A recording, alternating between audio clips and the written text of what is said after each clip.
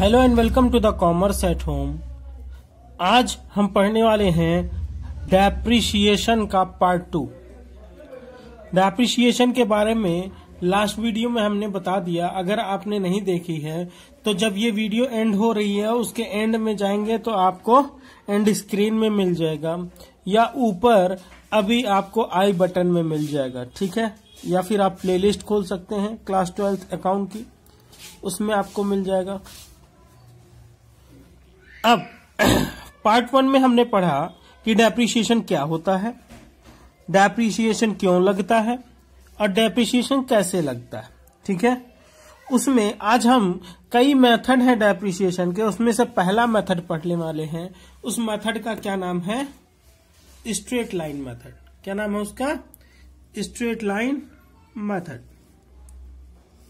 Sir ये straight line method, इसको हिंदी में बोलते हैं बेटा सीधी रेखा पद्धति या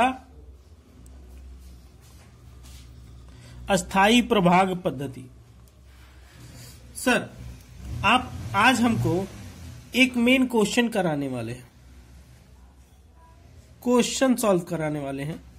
एक ऐसा क्वेश्चन जिसमें आपको काफी कुछ सीखने को मिलेगा स्ट्रेट लाइन मेथड, ठीक है। तो चलिए हम अपना क्वेश्चन देख लेते हैं कि क्वेश्चन क्या है। आज मेरे पास हिंदी मीडियम की बुक है, कोई बात नहीं, मेरी इंग्लिश मीडियम वाली बुक कोई हमसे लेके चला गया है अभी, लेकिन कोई बात नहीं, हिंदी मीडियम से भी देख के हम क्वेश्चन लिखेंगे तो आपको पूरी बात समझ में आ जाएगी, चाहे आप हिंदी मीडियम से हो चाहे वो आप इंग्लिश मीडियम से हो, ठीक है। चलिए हम क्वेश्चन देखेंगे। क्वेश्चन क्या है?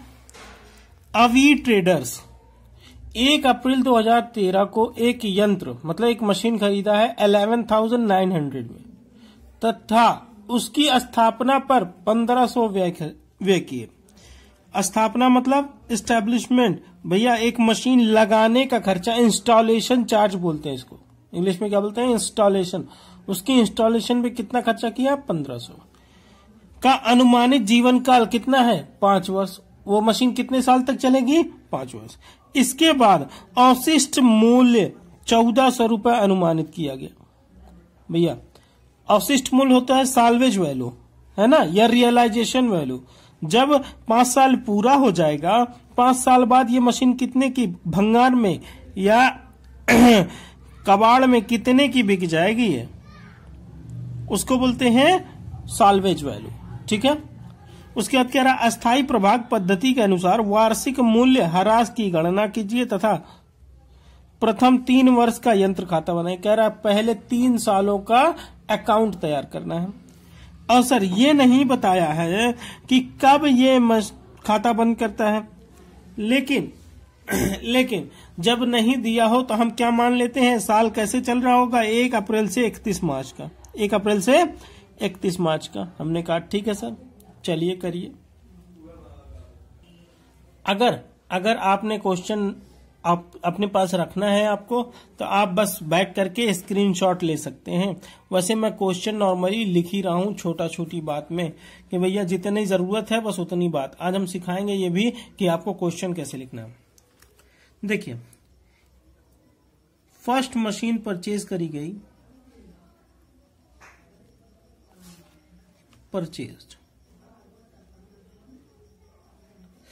करी गई ऑन 1 अप्रैल 2013 को। कितने की खरीदी गई थी सर? 11,900 की खरीदी गई थी। कितने की खरीदी गई थी? 11,900 की। सर दूसरी बात, इसी क्वेश्चन में एक बात और दी है सर। क्या दिया है? उसके इंस्टॉलेशन पे एक्सपेंस हुआ है, इंस्टॉलेशन चार्जेस, मशीन को लगाने का खर्चा। मशीन तो आ गई, मशीन इतने की है, उसको लगाने का खर्चा आया है 1,500 रुपए। कितना आया है सर? 1,500 रुपए। सर एक बात और दी है क्वेश्चन में, एक बात और दी है। क्या दिया है सर?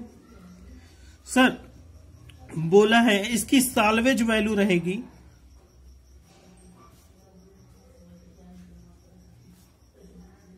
साल्वेज वैल्यू रहेगी 1,400, 1,400 रुपए सर।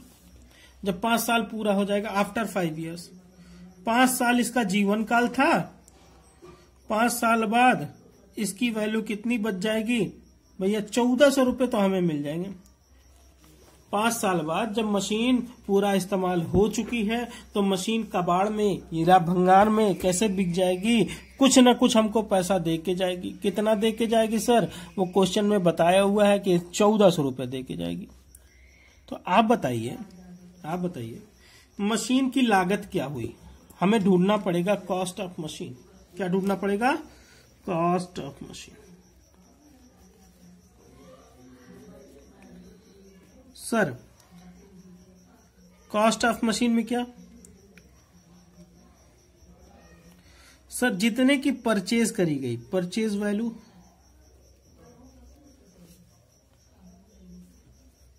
प्लस सर कोई भी एक्सपेंसेस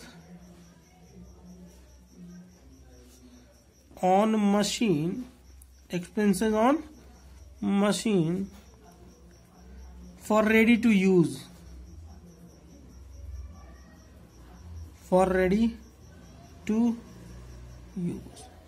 भैया मशीन को इस्तेमाल करने लायक बनाने के लिए जो भी खर्चा किया जा रहा है उसको परचेज वैल्यू में जोड़ देंगे तो हमारी क्या बन जाएगी? कॉस्ट बन जाएगी। सर परचेज किए थे हम 11,900 रुपए की। कितने की सर? 11,900 रुपए की। उस पे सर खर्चा किए थे मशीन को तैयार करने में 1500 रुपए सर। तो सर मशीन की कॉस्ट आ गई क्या? आ गया 13,400 रुपए। मशीन की कॉस्ट कितनी आ गई? 13,400 रुपए। सर 13,400 पे डेप्रिसिएशन लगा देंगे? नहीं बेटा, इसमें डेप्रिशिएबल वैल्यू हमें निकालनी पड़ेगी। Depreciable value is equal to होता है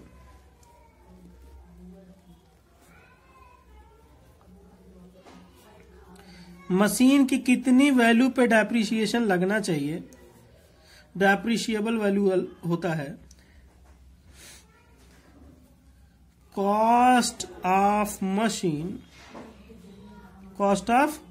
मशीन माइनस साल्वेज वैल्यू। कहीं पे साल्वेज लिखा होता है, कहीं रियलाइज्ड वैल्यू लिखा होता है, कुछ भी लिखा हो सकता है। सर कितना आएगा? कॉस्ट ऑफ मशीन अभी आपने निकाला था 13,400 सर, 13,400। उसमें से कह रहा है हमारे पास सॉल्वेज वैल्यू कितना है? 1400 रुपए। 13,400 की तो मशीन पड़ी थी, लेकिन मशीन भैया यूज कितने की हो पाएगी? यूज कितनी की हो पाएगी? सिर्फ 12,000 की। क्यों?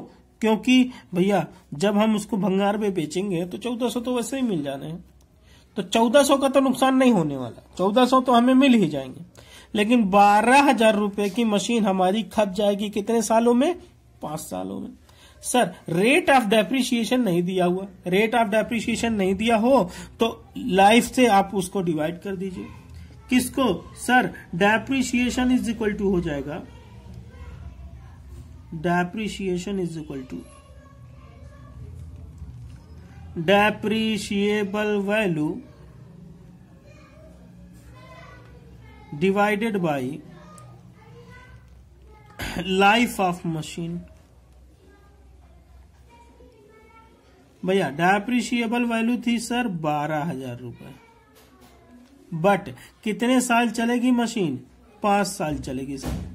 कितना आएगा सर? कितना आएगा सर?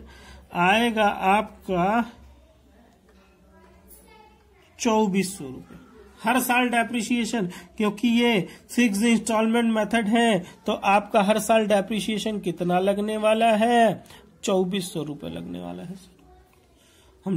हमने कहा ठीक है सर, चलिए तो अकाउंट बना के दिखा दीजिए। कितने साल का अकाउंट बनाने बोला था? बोला था prepare account for 3 years, for 3 years. तो हमने कहा ठीक है, चलिए खाता तैयार कर लेते हैं। सर ये फॉर्मेट तैयार हो गया? हमने कहा हाँ बेटा तैयार हो गया। देखिए उसने एक मशीन खरीदी थी तो कौन सा अकाउंट बनेगा? Sir machinery account. Sir machinery account हमने भी लिख दिया। आप बताइए सर, एक बात बताइए, उस दिन आपने ऐसे एक और कॉलम पतला सा बनवाया था JFLF का। सर क्या ये बनाना कंपलसरी है क्योंकि आपने हटा दिया? हमने कहा बेटा आप बनाना चाहे तो बना भी सकते हैं, अगर छोड़ भी देंगे तो बहुत ज्यादा कोई दिक्कत नहीं आने वाली। ठीक है, चलिए हमने क्वेश्चन में देखा, क्वेश्चन में क्या देखा कि 1 अप्रैल 2013 को एक मशीन खरीदी गई, एक मशीन खरीदी गई। हमने क्या लिख दिया सर? हमने लिख दिया टू बैंक अकाउंट। सर कितने की खरीदी गई थी? कॉस्ट लिखनी है। आप देखिए कॉस्ट ऑफ मशीन कितना निकाल के रखे हैं? Cost of machine 13,400। सर अगर यहां हम लिख के दिखा देते ऐसे कि 11,900 प्लस 1,500 और यहां लिख देते, सर ये हमको नहीं लिखना पड़ता इतना बड़ा सा। बेटा आपको नहीं लिखना पड़ता, पर ये इफेक्टिव नहीं होता इसकी तरह। जितना ये इफेक्टिव है उतना यहां लिखना इफेक्टिव नहीं होता। हम यहां पे लिख सकते, क्या लिख सकते? 11,900 प्लस 1,500। ठीक है, लिख सकते हैं, पर यहां पे लिखना उतना इफेक्टिव नहीं होता जितना यहां पे एक फॉर्मूला बना के आपने लिख दिया। ठीक है, अच्छा सर, तो डेप्रिसिएशन लगना चाहिए सर, क्योंकि और मशीन तो खरीदी नहीं गई है। खाता कब बंद होता है? खाता बंद होता है 31 मार्च तक। 31 मार्च तक में तो कुछ हुआ नहीं सर, तो हमको डेप्रिसिएशन लगा देना चाहिए सर। तो 31 मार्च को डेप्रिसिएशन लगेगा। 2013 से आगे चलेंगे, जब साल एंड होगा तो 2014 आ जाएगा। भैया 2013 अप्रैल से अगर साल शुरू हुआ है तो 31 मार्च 2014 में खत्म होगा। सर क्या लिखेंगे? बाई डेप्रिसिएशन से। अच्छा सर, इसके भी आगे अकाउंट लिखना जरूरी है? बिल्कुल बेटा, हर जगह अकाउंट लिखा जाता है, बस नाम जहां हो वहां अकाउंट नहीं लिखेंगे। सर डेप्रिसिएशन कितना लगेगा? बेटा अभी देखिए आप डेप्रिसिएशन निकाल के बैठे हैं, कितना निकाले थे? 2400 रुपए। इसीलिए ये लगाया जाता है बेटा, ताकि पहले से सब कुछ निकला रखा हुआ है, हमको बस लिखना है। अच्छा सर, अगर नहीं चाहते तो हमें डेप्रिशिएबल वैल्यू चाहिए थी। सर डेप्रिशिएबल वैल्यू थी हमारी 12,000 रुपए, जो कि हम निकाले। देखिए डेप्रिशिएबल वैल्यू 12,000 रुपए। ठीक है, 12,000 डिवाइडेड बाई 5 करते तो हमारा डेप्रिशिएशन आ जाता कितना? 2400 रुपए। सर हो गया क्या इस साल का? हमने कहा हाँ बेटा, 1 साल का काम हो गया आपका। आप जोड़ेंगे 13,400 वाला साइड ज्यादा है तो इधर भी लिख देंगे 13,400। उसमें से 2400 घटा देंगे अगर, तो बचेगा कितना बेटा? 11,000 रुपए। इसको क्या लिखते हैं sir? By balance CD. Sir यहां कितनी तारीख? वही तारीख आखिरी वाली, क्योंकि आखिरी दिन बैलेंस हो रहा है। सर अगले साल जब खाता खुलता है तो 1 अप्रैल आ जाता है सर 2014 का। और क्या लिखा जाता है? Opening balance to balance BD. Sir कितना लिखेंगे? 11,000 लिखेंगे। सर 11,000 लिखेंगे तो इस साल में भी तो एक भी मशीन नहीं खरीदी गई सर। तो हमने कहा ठीक है, नहीं खरीदी गई तो नहीं खरीदी गई, सीधा डेप्रिसिएशन लगा देंगे 31 मार्च को। अच्छा सर, अब कौन सा आ गया? 2015 आ जाएगा। 31 मार्च 2015। 14 से शुरू हुआ था, कहाँ खत्म हो रहा? 15 में। और क्या लिख देंगे sir? By depreciation account. Sir कितना लगेगा डेप्रिसिएशन? बेटा 2400 लगेगा डेप्रिसिएशन। ठीक है, तो जब 2400 लगेगा डेप्रिसिएशन तो भैया देखेंगे किस तरफ ज्यादा है। बताइए, इस तरफ ज्यादा है या इस तरफ ज्यादा है? तो इस तरफ ज्यादा है। इस तरफ ज्यादा है, कितना है? 11,000 रुपए है। तो यहां भी आप कितना दिखाएंगे? 11,000 रुपए। अच्छा सर, बचेगा जितना वो बैलेंस सीडी हो जाएगा। हमने कहा बिल्कुल बेटा, बैलेंस सीडी हो जाएगा। कितना आएगा? 8,600 रुपए। ठीक है सर, कितना आ गया? ये भी वही तारीख में 31 मार्च 2015। सर तो फिर से अगले साल खोलना पड़ेगा, क्योंकि बोला था 3 साल तक, तो अभी 1 हुआ, फिर 2 हुआ। सर अगला साल आ जाइए, 3 साल हो जाएगा 2015 से। सर क्या लिखेंगे?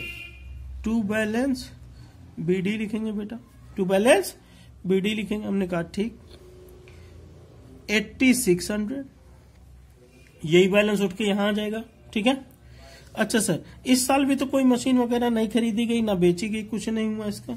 तो हमने कहा ठीक है सर, आप कह रहे हैं तो हम मान ले रहे हैं, साल का खाता खत्म कर दे रहे हैं। और सर आखिरी तारीख को डेप्रिसिएशन लगता है, लगा देंगे sir by depreciation account. Sir depreciation account कितना लगेगा इस साल भी? 2400 रुपए ही लगेगा, क्योंकि स्ट्रेट लाइन मेथड है, हर साल में डेप्रिसिएशन सेम रहेगा। सर 8600 यहां भी लिखेंगे आप 8600। 8600 में से 2400 घटा दीजिए सर, तो बचेगा कितना सर? 4200 रुपए बचेगा, सॉरी 6200 रुपए बचेगा। और सर इसको क्या लिखेंगे? By balance CD. ये भी कौन सी तारीख में जाएगा? 31 मार्च 2016 में ही। सर 3 साल का खाता पूरा हो गया, 3 साल का खाता पूरा हो गया, पर ये अभी आंसर नहीं बना। आंसर क्या होगा? यहां से जब इसको ओपनिंग चौथे साल में बना देंगे तो ये आंसर हो जाएगा 1 अप्रैल 2016। क्या लिख दें? टू बैलेंस बीडी कितना? 6200। हाँ बेटा, तो अब सर ये आंसर हो गया। हाँ बेटा यही आंसर है आपका। देखिए कल की तरह ही क्वेश्चन है, क्वेश्चन कल की ही तरह। हमने इसमें क्या सीखा? नहीं सर, मशीन की कॉस्ट अलग हो सकती है लेकिन डेप्रिसिएशन अलग वैल्यू पे लगता है। सर कॉस्ट ये थी पर डेप्रिसिएशन कितने पे लग रहा है? सिर्फ 12,000 रुपए। तो कॉस्ट और डेप्रिसिएबल वैल्यू में बहुत फर्क होता है, ठीक है। मशीन की लागत कुछ और भी हो सकती है, डेप्रिसिएशन किसी और पे। किस बात पे डिपेंड करता है कि मशीन जब पूरी इस्तेमाल हो चुकी होगी तो कितने की बिक जाएगी, ठीक है। अब कल की क्लास में हम पढ़ेंगे calculation on sale of machine, calculation of profit और loss, calculation of profit and loss on sale of machine. ठीक, मिलेंगे कल की वीडियो में। Good luck.